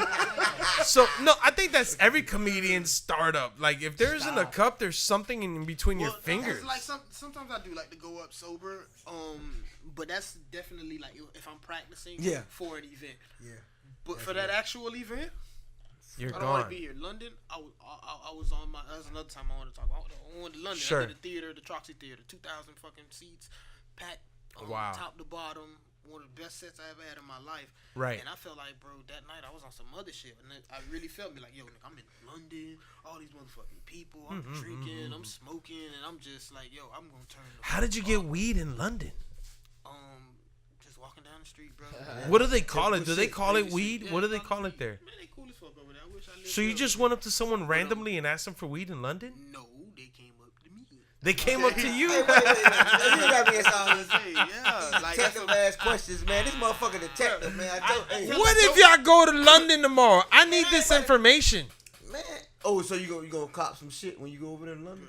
Perhaps. What if I need to know how? They I not want to gonna see even the run Big up Ben with you. in They a ain't gonna very run up good with you way. asking for nothing. I'm literally asking. I go to the bartender. I'm like, yo, what can I find some weed? You know, she's like, I can get you coke. I'm like, I can step your shit. I can level your shit up. You play. Nah, You thank know, you, bitch. some cocaine. I don't do that. Let's Like, party. you know. But she's like, okay, well, you can literally just walk down those bodegas, like, and you'll find somebody. And I'm literally, I'm like, where? She's like, just in that area, just walk. I'm like, Right. what do you mean? You know said what I mean? bodegas? Yeah, I don't even know. Yeah, like It's something like She said like a bodega. I don't know. But and I'm walking down the street and literally I pass a white boy, he smelled loud as fuck. And then he's looking at me, I'm looking at him, and I'm like, okay, let me just keep walking. And then he's like, hey, you need some weed? You know, I got it, 2 for 30. 2 for 30. I'm just like, oh, Okay then, you know, exactly. And I'm like, let me just go inside this little store, go to the ATM. Right. And I'm going to the ATM, and in the store, I smell another white boy, loud as fuck. He's like, hey man, 2 for 30. Again, I'm like, damn. I'm like, nah, I already told buddy outside. Like, I already made an appointment, you know. Nah, if you can beat his price, I got you. You know, it's a bargaining thing. No. What you? Nah, Oh, but they 25 in here. They end up being friends. The craziest thing was, and this is scary crazy. I go back, I start talking to him. He's like, "Oh shit, you're American," and I'm like, "Yo, what the fuck?" Like, nobody's ever called me that before. Like, it's African American. Like, it was real shit. You feel good for a split. You feel good. It's 2 bubbles to the right. You You got the extra word, man. How you just drop the African? Nah, he feel good. I'm American. I don't even know that shit. Me? I fuck with you. I'm gonna give you some tip for that shit. I need 35 for that shit, dog. God damn, I'm American, dog. Oh man. Those 2 I say on stage, bro. That shit crazy as fuck. So let me ask you about the weed you purchased. Did you have to pay in euro first of all, or did you pay in American dollars? No, I had to pay in euros, definitely. But they accept American cash everywhere. Like that's why America is king. Our dollar isn't worth the most as other places, right? But our dollar is exchangeable almost anywhere. I can go and take my U.S. dollar and spend in China, and they'll take it at their register. You bring a Chinese dollar over here, they'll look at you like, get the fucking fuck crazy. What the fuck is wrong with you? I'm telling you, should just if you show up with that, you might as well show up with some bullshit ass money, like Monopoly money at that point. Monopoly. Yeah. I got the green, bitch. Got the real green. Yeah, that's real shit. You can't come in here. So wait, the 30 got you what? What was the equivalence of spending 30 out there? What did you get? It was 2 like sacks. A dime bag? No, he gave me 2 little sacks, but they were like.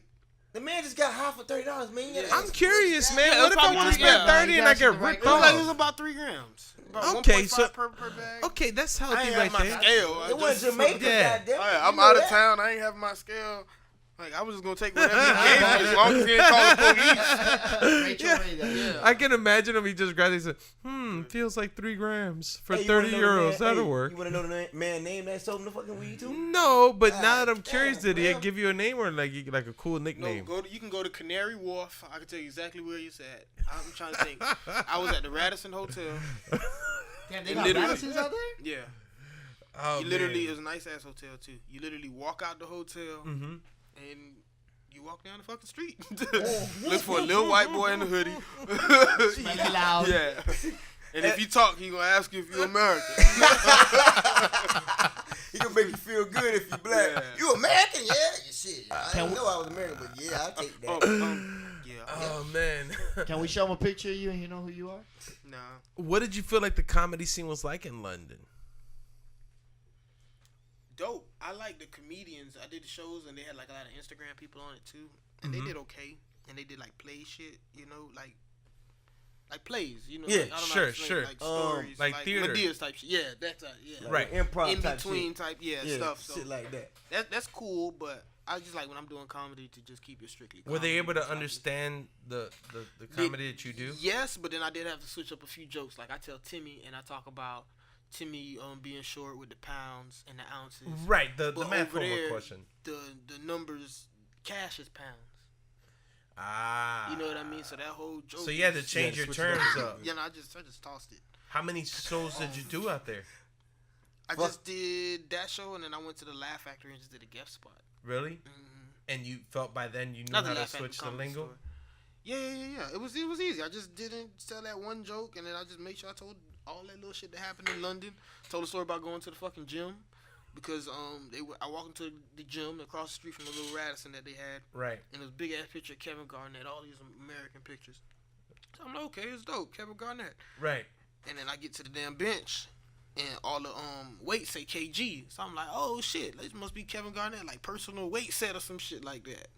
Wrong, like because they don't use weight like pounds like we do. Oh, okay. So it was kg. Kid is-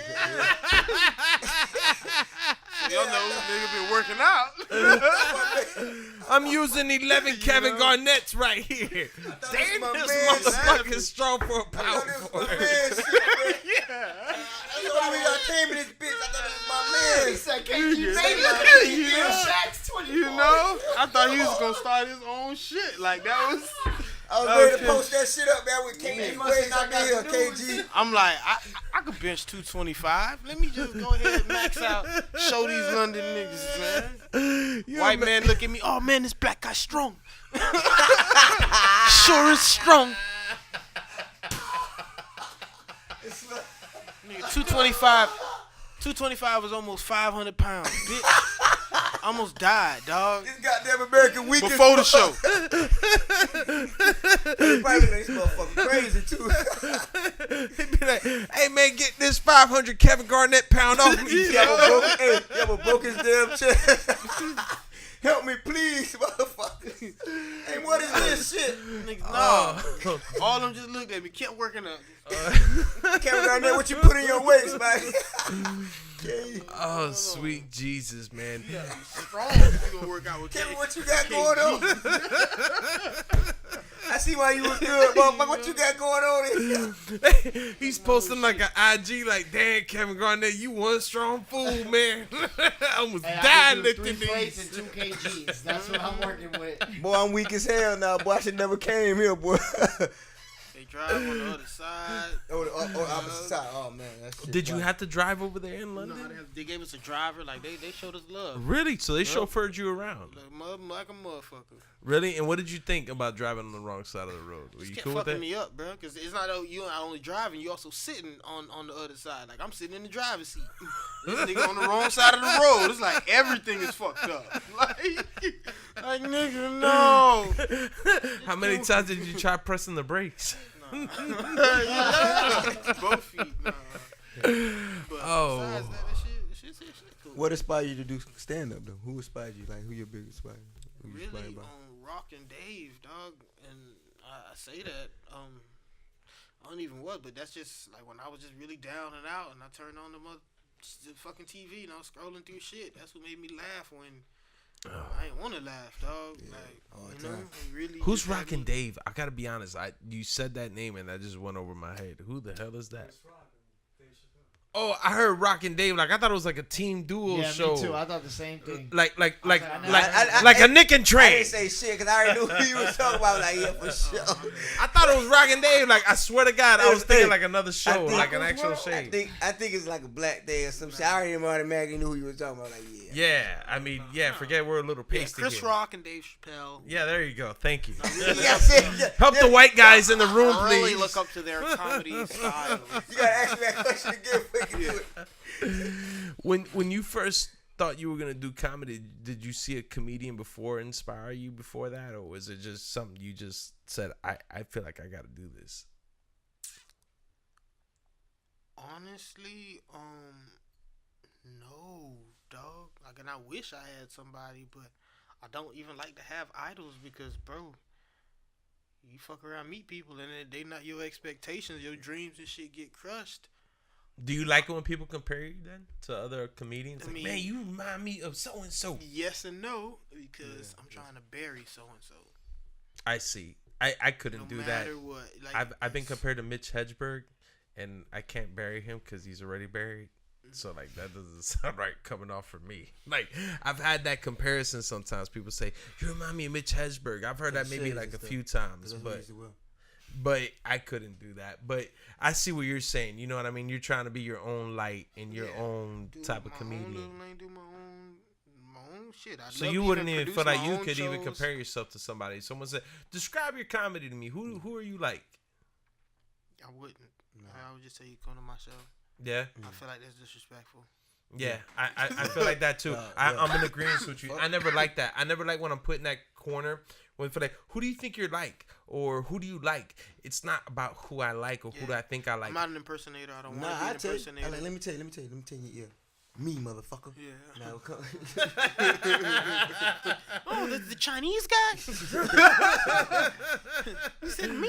Him named me. I like everybody. I think funny is funny. It doesn't matter the level. You know what I mean? And I like all types of comedy. Like, and now that I actually do stand up, I can appreciate all types of comedy that I didn't appreciate before.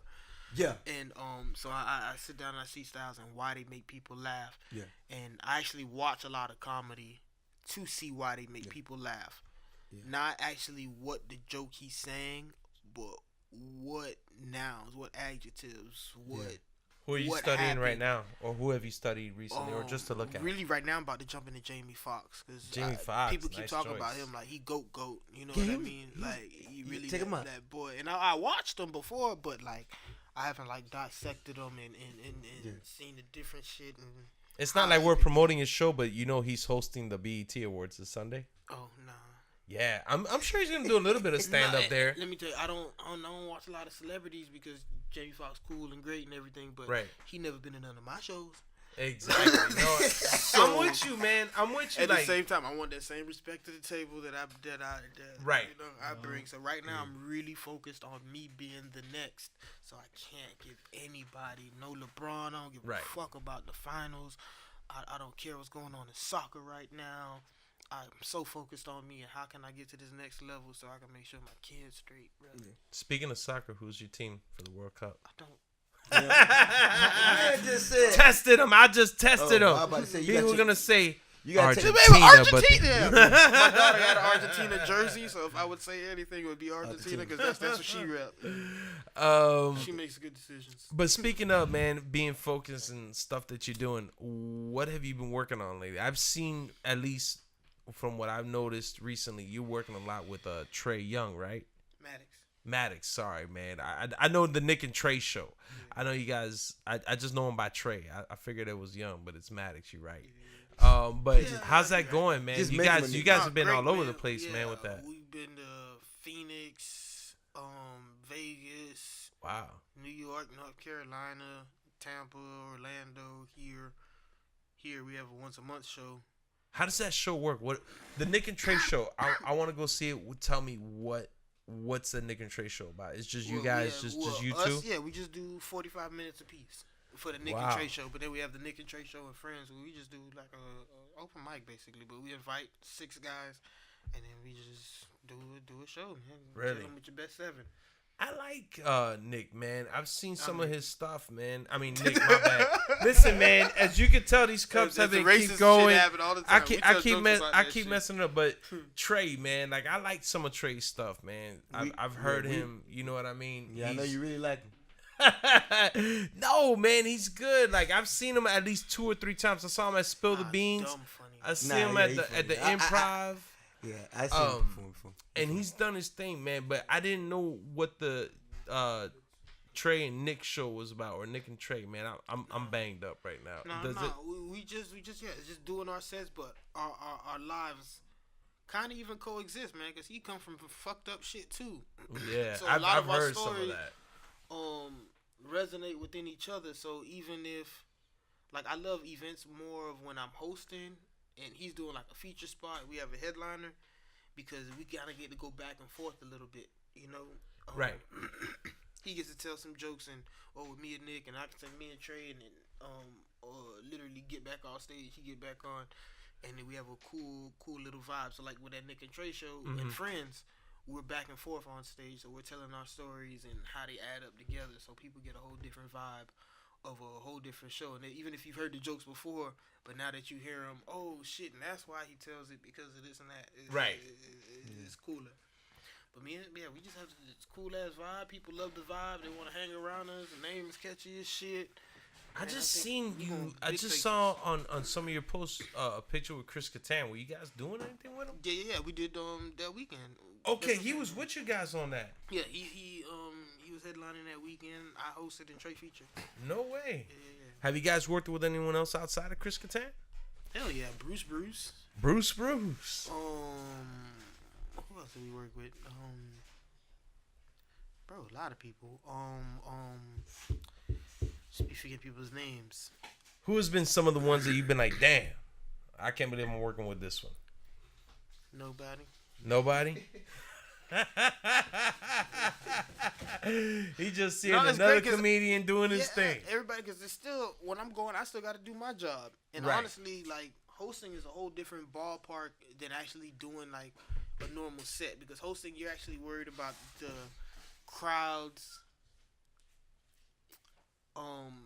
more of paying attention to the show rather than being funny. Because if a guy comes up that's not doing so well, as the host, you got to go back and bring the liveliness back to the crowd. Right.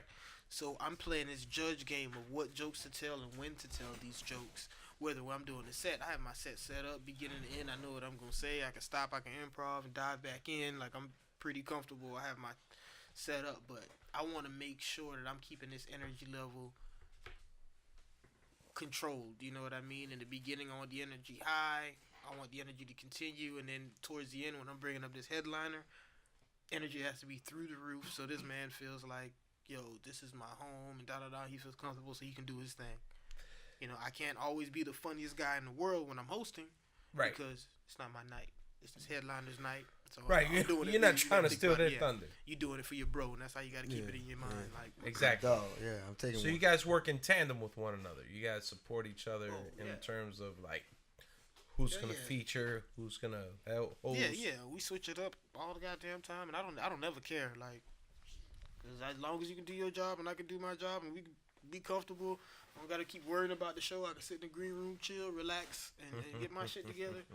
Perfect, and that's really what I love about them. I know I can leave for 45 minutes. Oh shit, bro, my kids home alone and the dryer's on, and I can leave.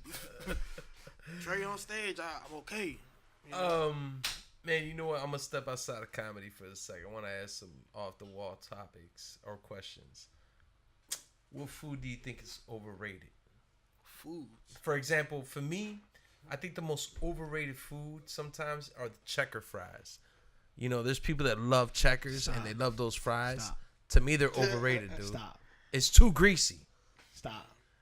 You- Why you going to Checkers and making diet decisions? Like your diet is shit if you're going to Checkers. I'll eat their chili That's cheese that's fries. I'll amazing. eat their chili cheeseburgers, but it's not the best in the world. Now your stomach be hurting and shit. Them Exactly. them fries. I'm talking about the fries, not chili. You said what's overrated? They Yeah, like fries. what do you think is overrated that people just go crazy for all the time? That's But you're like, all damn, what's the Now, big it's deal? a new fad now. You know what I don't like? What? Fat vegans. Fat vegans? Yup. That's a false identity, man. You better stop. It's so many of them, dog. How is there a fat They vegan? just start And they doing it. everywhere. That's an oxymoron. Looking at Wait, them wait. like, bitch, First stop off. lying. First off, how do Eat you this rice? nah? You die. How can you get fat from being a vegan? That don't make sense. Bruh. How can you eat so? You gotta eat a whole lot Nah. of carrots to get Nah, fat. not- You not know what? Straight rice. That's it. Wait. But I'm thinking like if they fat, they fat and they just trying to change up their shit. Well, wait. We have a vegan in this room. Yeah, but he ain't fat. That's our fearless sound engineer here, Noodles. Noodles, can a vegan get fat from being a vegan? Yeah, you're eating the wrong shit, bro. What's the wrong shit? What's the bad vegan food? Someone's a fat and shit. Potatoes. What I eat? A lot of Wrigley Spearmint. I ate that mint flavored chocolate. Twinkies and shit. Huh? He said Twinkies? snacks. Twinkies ain't vegan. How do you gain weight from being a vegan? Give me an idea. Give Not us being an a idea. vegan. What the fuck, man? Them people. Look, it's The no veggie way, burgers. It's no the way you veggie getting burgers big that eating put you grass, on dog. weight. You had to be. Yeah, there's no way you getting big eating grass like a goat. There's You no know way. what? Speaking of big people, then let me ask this next crazy question. I know you got someone now, but in your single Okay, days, fuck a big girl. we've all. That's what I'm alluding to. When you were single, He knew it. did you ever she was touch the BBWs? And if so, did you tell anybody? No, I fucked one big girl, and it was because I got a reason. No, listen, because. I'm gonna tell you. What? Listen to me. Hold on. Explain.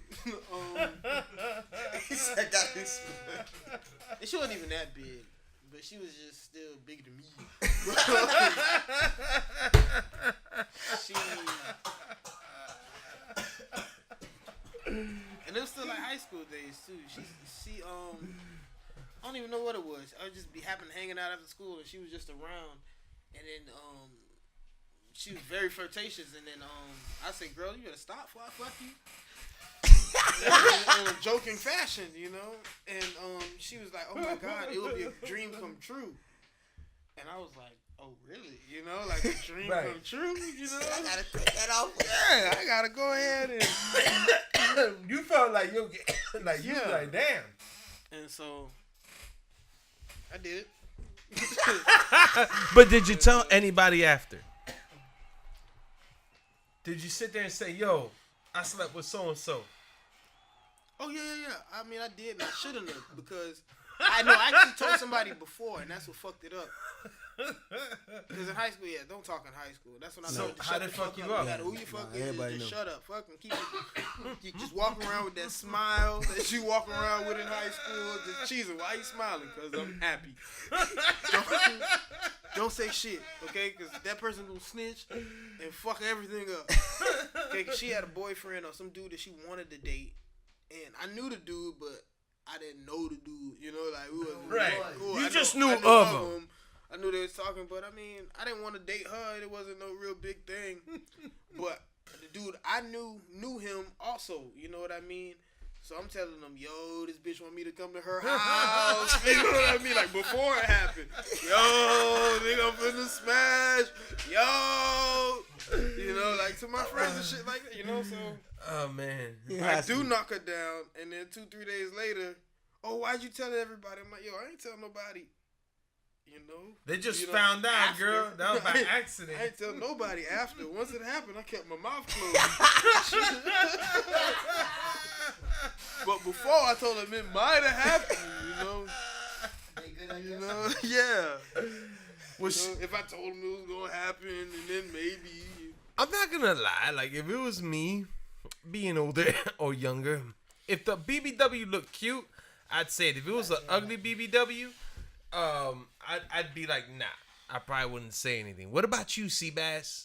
You're the new guy. You gotta answer this question. What's the question? If you slept with a BBW, would you tell someone about it? Yeah.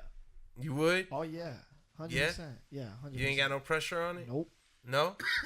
As you can tell, I speak from experience. I already had this conversation. God damn, Nick. Nick looked like he about to come out his body. It's that He's lung, trying to man. fight it. He's Vapor trying to shit. fight it. We're trying to help him ease his pains, man. It's been a nah, long you night gotta for be him. real. Look, when you honest, when you real, that's it. There's not. Yeah. What they gonna get you? You fucked the BBW? Yeah. I talked about it, and I think Right. if I've done it once, and almost everybody's done it. Oh, man. I They- think I'm a repeat offender. grown men. First time I ever heard it. It was grown men. But those I do it on the time, boy. I'll tell anybody. I don't give a shit. Hey, listen. What about you, Mr. Goodnight? Would you tell somebody you slept with a BBW? I knocked her big ass down last night. Straight up. Straight up. Shit, I don't even dare. Wait. I'm gonna switch the question. Noodles. Would you sniff the panties of a BBW and tell somebody about it? Yeah! Who was the boy? He put his thumb up. Damn right, bro. That butt thumb.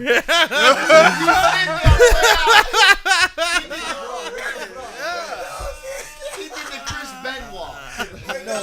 Hell yeah, bro. Keep in control. Stop moving. The Everyman show is a BBW house.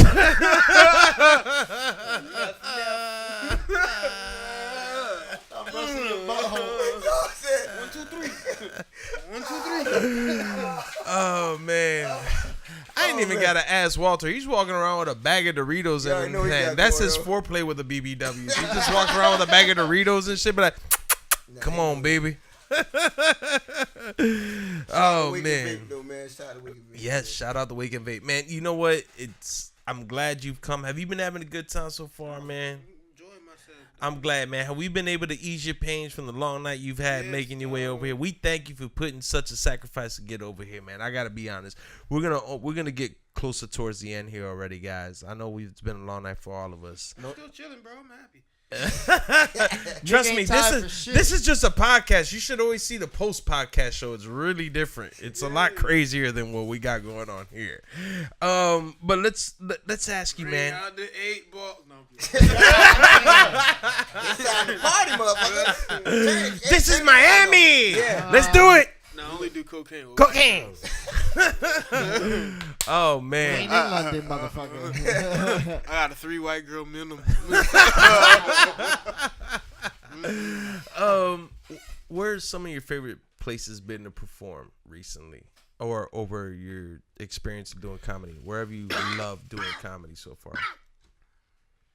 Was it London? Was it here at home? Colorado? Was it somewhere? Where have you? Oh, I'll say probably here, but in Palm Beach, because I remember going to that club and like them sending me home, bro. Like, nah, you don't got enough people. Wow. And I'm like, oh man, I drove way to Palm Jesus Beach. Christ. I got 7. I've been there I in that need 10. sacrifice. You know, and that shit hurt. And the first club I headlined, you know what I mean, was home. And it was like, yo, my name's on that big billboard outside. Like, I took a picture of that shit, and I think it's still my home screen on Facebook. Like, You say and, that like, day. I remember the days with that dog. They sent me home, bro. It was just like, yo, but now I'm headlining here. And Yeah, like, man, you've been a I long got way. a good relationship with them, and I can only build and go up from here unless I fuck it up. You know? Right. It's just like anything in life, man. It's all up to you and how far you're gonna get. You're your biggest enemy, as they say. But I make sure I'm like always on time when it comes to clubs. Like, no fuck shit. Give yourself, be there out early, twiddle your thumbs. That's how I look at it. You know what I mean? And just always show that respect to the people that own and management. Very cool, courteous. Even if you drinking, you talking to them, wake the fuck up. Network, in other words, and don't act like a fool. Don't act. Show your ass. They gonna talk to you, but sometimes you need to do shit. Hey, we got comment cards. We need you to make sure you announce this. We have to talk about this show coming up. We want to make sure that you do that so these people can win for this. And they need to talk to you to make sure, hey, how many comment cards you got? This is the winner. You got to make sure you give this to this person, and whatever the case is. Running the night. I've seen you guys do that a couple times after your shows. Which, real quick, again, a quick reminder, people. Brickle Comedy Nights with July 11th. Will Sylvans and Kyle Grooms, people. Go check it out. Check our website out, everymanpodcastshow.com. Click Big on shout that out link. to Kyle Grooms, man. Yeah, Real man. Cool dude. Man, we had him on episode 16, man. I'm telling you, we've had such a good time with him, just like we are with you, man. And he's going to be July 11th with Will Sylvans and over there at the Brickle Comedy Nights at the Craftsman in Brickle. And people are definitely need to check that out. But going back to you, my friend, give us a quick story, man, before we wrap this up. Tell us either your weirdest or your worst story in terms of doing comedy. Shit, almost my worst story is a joke. It's the jokes, man, not the people. I can pay for that shit. No, but like, maybe I really like a want heckler everybody story to or know. something weird, like, or your worst moment Well, in doing I really comedy. want everybody to know, just in case y'all wondering, I only have sex with sick bitches.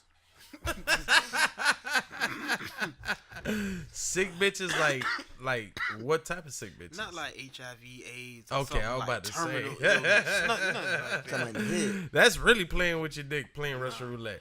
I like having sex with bitches who got fevers, Fevers, like the flu and shit. hot pussy, burning up. Listen, get in there. I don't want to stick my dick in Yeah. my pussy, man. What you talking about? Hot as ever. Nah, It's I a get whole this new warm. world, dog. Warm. Listen. Damn. He knows something. Even the cameraman say, hey, he Too knows much. something. And she gotta be You know real something. sick. Get your dick in there in that warm shit, then she start coughing.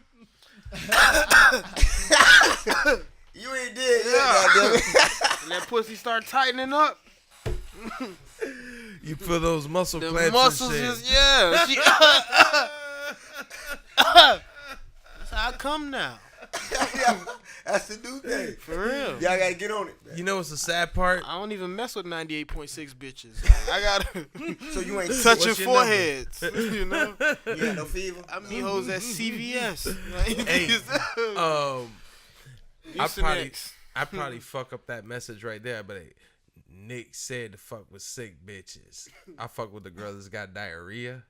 That's it. Hey, you know what? Hey, I did that. The pussy didn't feel that kind of warm. It felt kind of That's like it. muddy. That's it. That's the end of this episode, dog.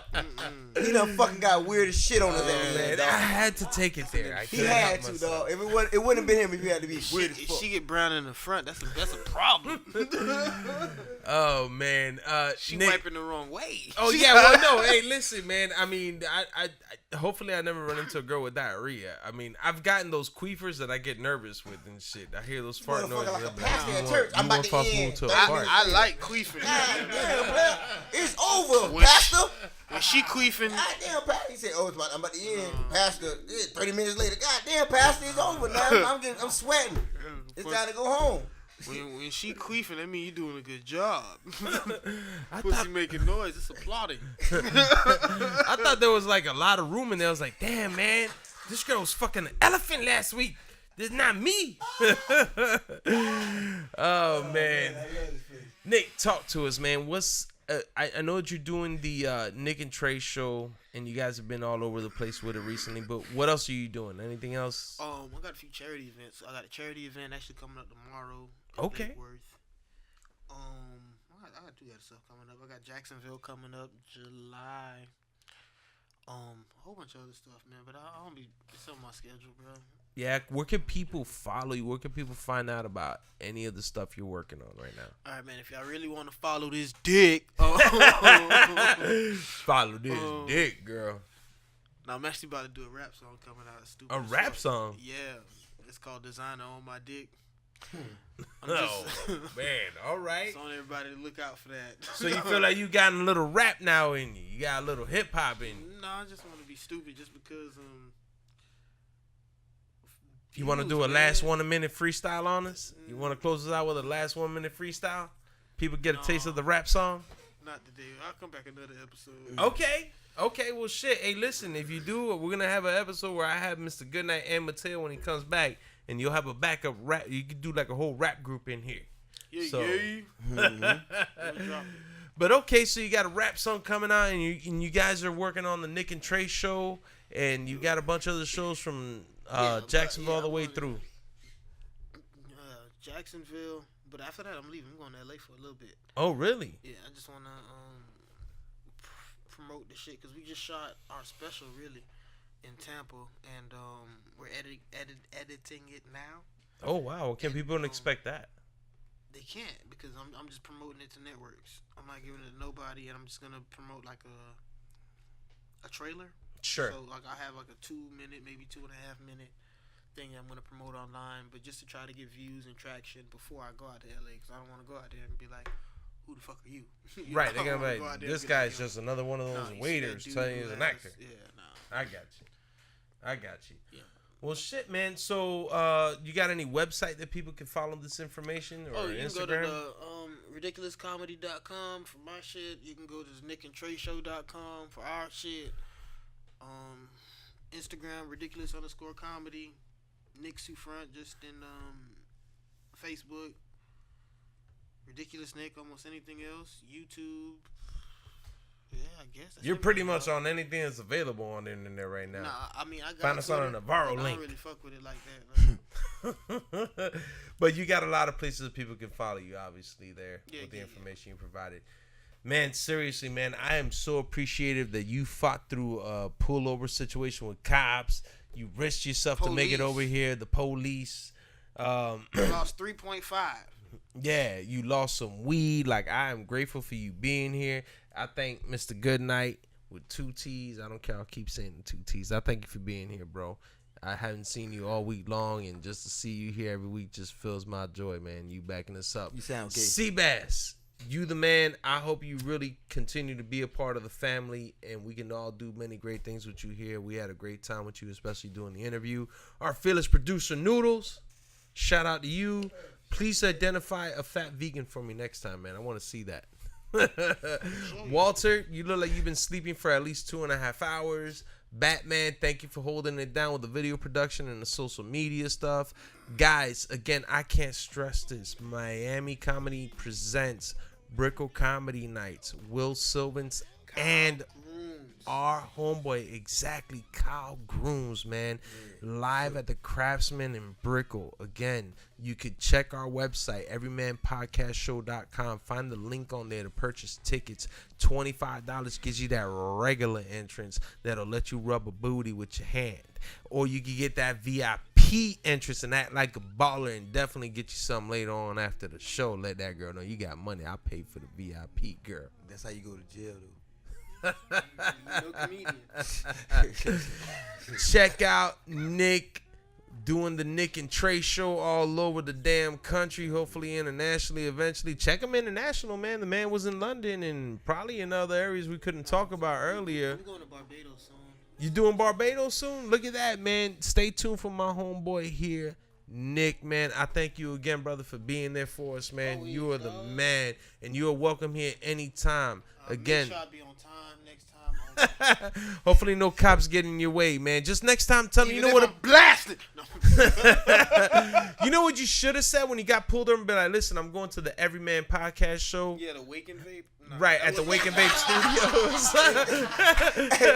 Shout out to Wake and Vape, by the way. Shout out to Wake and Vape. Yes, shout out to the Wake and Vape Studios for allowing us to do another fabulous episode. I'm definitely the cop that gave you, or the state trooper that gave you like a police extra all the way over here and be like, you should have said that from the beginning. And just like brought more officers just to clear it. Search the whole car. You definitely going to jail now. Don't let me out. Guys, that was the episode 24 of the Everyman Podcast Show. You can follow us on everymanpodcastshow.com or on any other platform that we have available. And we'll see you guys on the next episode, the 25th episode. You ready for that, bro? Stop saying 25. like it's a fucking anniversary, man. Just another episode. Whatever. We'll see you on the next one, bitches. Peace out. Something to make you feel